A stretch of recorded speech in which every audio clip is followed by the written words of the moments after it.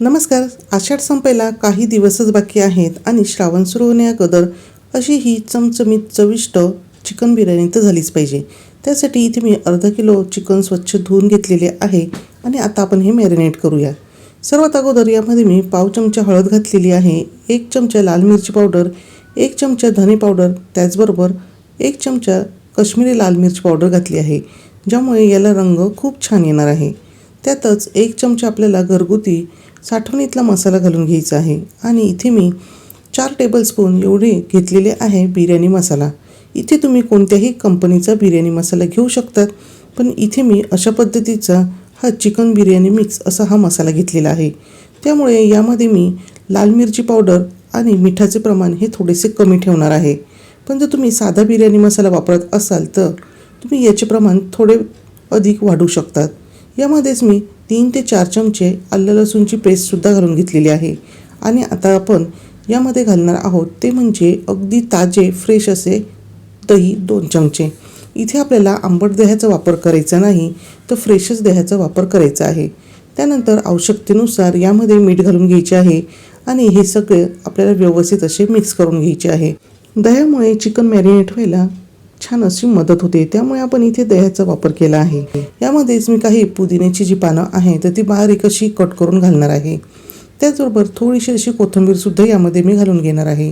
Chicken marinate करताना असे हे जे मिश्रण थोडेसे असे कोरडे वाटले तर तुम्ही इथे अजून दह्याचा वापर करू शकता किंवा असे हे दह्याला पाणी सुटलेले असते ते पाणीसुद्धा यामध्ये घालून हे चिकन छान असे मॅरिनेट करू शकता. चिकन व्यवस्थित मिक्स झालेले आहेत तर आपण 2 ते 3 तासासाठी हे चिकन असेच बाजूला ठेवणार आहोत. अर्धा किलो चिकन इथे मी घेतलेले आहे, तर त्यासाठी अर्धा किलो एवढं बासमती तांदूळ वापरणार आहे. तांदूळ आपल्याला स्वच्छ धुवून घ्यायचा आहे आणि असंच हा बाजूला ठेवायचा आहे. आणि त्यानंतर आता आपण भाताची तयारी करायला घेणार आहोत. आता हे बासमती तांदूळ मी ग्लासाने मोजले होते तर 2 ग्लास एवढे हे तांदूळ होते. तर आता आपल्याला त्याच्या तिप्पट एवढे पाणी घालायचे आहे. हा जो तांब्या इथे दिसतो आहे ना, तर तो 2 ग्लासाचा 1 असा हा तांबे आहे, म्हणून मी इथे 3 तांबे एवढे पाणी घातलेले आहे. आता यामध्येच आपल्याजवळ जेवढे असतील तेवढे खडे मसाले घालायचे आहे. यामध्ये मी जिरे, त्यानंतर लवंग, मिरे, दालचिनी, चक्रफूल आणि तेजपान असे हे मसाले घालून घेतलेले आहे. आता यातच आपण मीठ घालायचे आहे, पण मीठ घालताना आपल्याला थोडेसे जास्त यामध्ये मीठ घालायचे आहे, कारण की आपण नेहमीपेक्षा जास्त पाण्याचा वापर इथे करतो आहोत. त्यामुळे पाण्याची चव घेऊन बघायची आहे आणि हे पाणी हलकेसे खारट लागले पाहिजे एवढे आपण यामध्ये मीठ घालणार आहोत. भात हा छान असा मोकळा सुटसुटीत व्हावा यासाठी यामध्ये मी 2 चमचे साजूक तूपसुद्धा घातलेले आहे. यामध्ये आपण काही खडे मसाले घातले आहे, त्यामुळे पाण्याचा रंग बदलतो आणि भाताचा रंग बदलू नये यासाठी मी अर्धा लिंबू यामध्ये पिळून घालून घेतलेला आहे. यामधल्या काही बिया या पाण्यात पडल्या म्हणून यासुद्धा मी इथे काढून घेतलेले आहे. आता आपल्याला या पाण्याला अगदी खळखळीत अशी उकळी येऊ द्यायची आहे आणि त्यानंतर भिजवून घेतलेला जो तांदूळ आहे तर तो यामध्ये घालायचा आहे. आता भात शिजवताना आपल्याला एक महत्त्वाची काळजी अशी घ्यायची आहे की आपल्याला गॅसची फ्लेम ही हायस्ट ठेवायची आहे. त्याचबरोबर हा भात शिजवताना आपल्याला यावर अजिबात झाकण ठेवायचे नाही. त्यामुळे आपल्याला हा भात अगदी छान असा शिजवता येणार आहे. आणि हो, भात शिजवताना आपल्याला हा भात पूर्णपणे न शिजवता 70 ते 80% एवढा हा शिजवून घ्यायचा आहे. आता भात शिजतो आहे तोपर्यंत लगेचच आपण चिकन शिजवायला घेणार आहोत. पण त्या अगोदर इथे मी काही उभा कांदा चिरून घेतलेला आहे. तर आपल्याला कांदा चिरून झाल्यानंतर यामध्ये मीठ घालायचे आहे आणि 15 ते 20 मिनिटानंतर हा कांदा तळायला घ्यायचा आहे. पण तळण्या अगोदर हा कांदा पिळून घ्यायचा आहे, म्हणजे यातले एक्स्ट्राचे पाणी निघून जाते आणि मग हा कांदा तळल्यावर अगदी छान असा तांबूस रंग येतो आणि कांदा तळायलासुद्धा जास्त वेळ लागत नाही.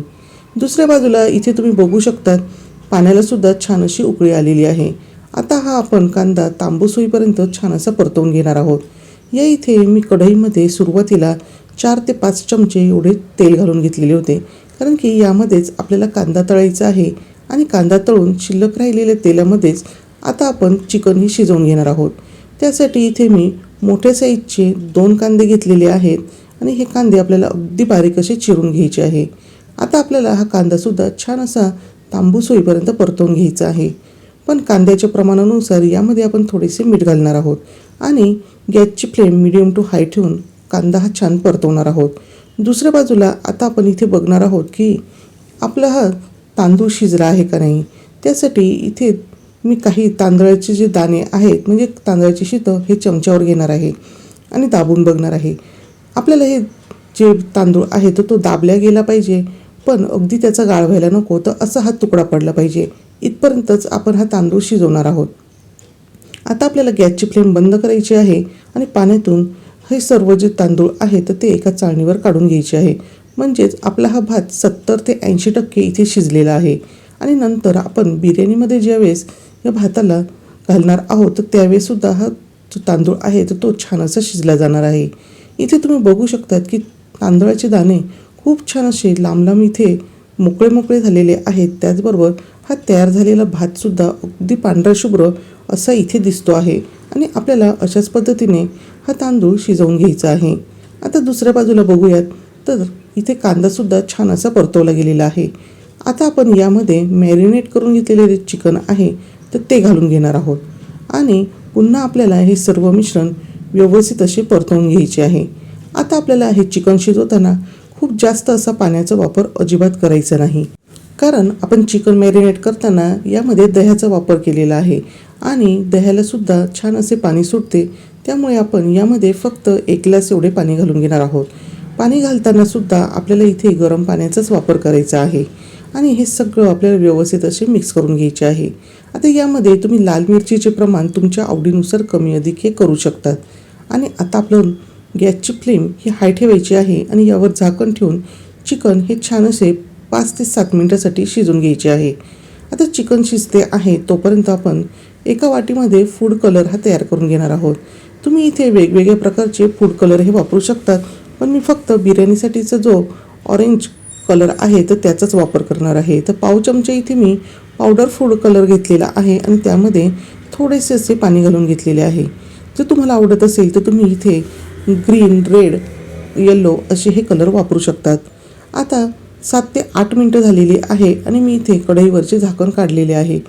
तुम्ही इथे बघू शकतात की अगदीच छान अशी ह्या चिकनची ग्रेव्ही इथे तयार झालेली आहे आणि कुठेही याला पाणी वगैरे सुटलेले नाही.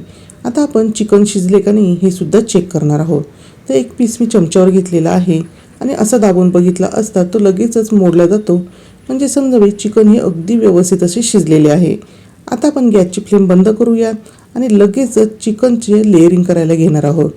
आता ज्या भांड्यामध्ये मी तांदूळ शिजवलेला होता त्यातच आता मी चिकनची बिर्याणीची लेअरिंग करणार आहे. तर सर्वात अगोदर इथे चिकनचे काही पीस आणि ग्रेव्ही असे हे घालून घेणार आहे. इथे तुम्ही मोठ्या पातेल्याचा सुद्धा वापर करू शकतात. आणि त्यानंतर आता आपण जे चाळणीवर काढून घेतलेले तांदूळ होते म्हणजेच भात जो होता तर तो आपण यावर घालणार आहोत. त्यानंतर इथे मी जो तयार करून घेतलेला फूड कलर आहे तर तो घालून घेणार आहे आणि काही पुदिन्याची पाने बारीक चिरून यामध्ये घालायची आहे. तळलेला कांदासुद्धा यावर आपण घालून घेणार आहोत. जर तुम्हाला आवडत असेल तर तुम्ही तळलेले काजूसुद्धा यावेळेस यामध्ये घालू शकतात. आणि पुन्हा आता आपण जी चिकनची ग्रेव्ही तयार केलेली आहे तर ती यावर घालून घेणार आहोत.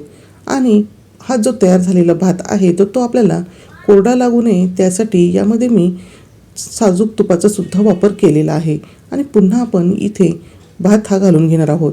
जर तुम्हाला एवढी लेअरिंग करायची नसेल तर अशा वेळेस तुम्ही चिकनची सगळी ग्रेव्ही तळाशी घालून त्यावर तयार करून घेतलेला भात घालून घेऊ शकतात. पण इथे मी फक्त 2च लेअर दिलेल्या आहेत आणि सर्वात शेवटी पुन्हा यावर मी जेवढे उरलेले चिकन होते तर ते घालून घेणार आहे. तर अशा पद्धतीने तुम्ही इथे बघू शकतात छान असे आपले बिर्याणीचे लेअरिंग इथे करून घेतलेले आहे.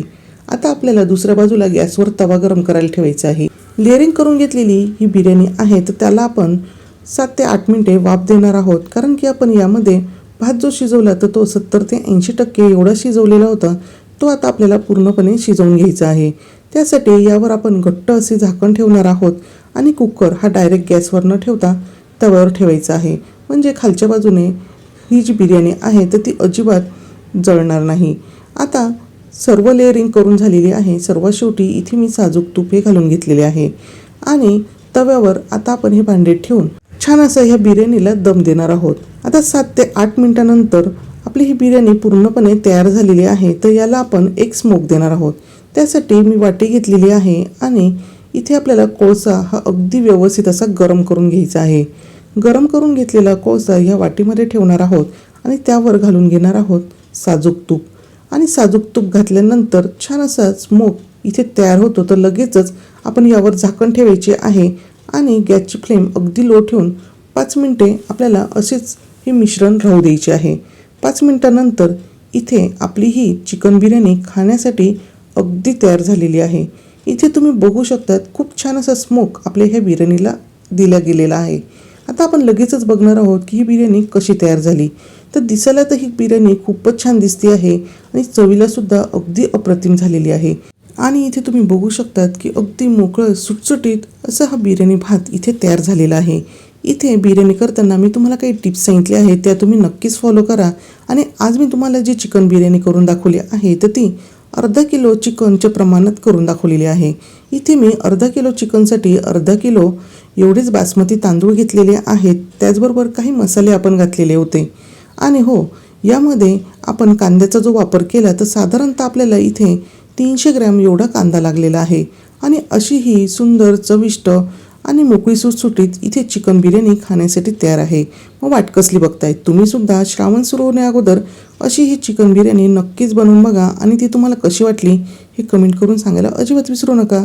व्हिडिओ आवडला असेल तर व्हिडिओला लाईक करा, शेअर करा. पुन्हा भेटूया अशाच एका झकास रेसिपीसोबत.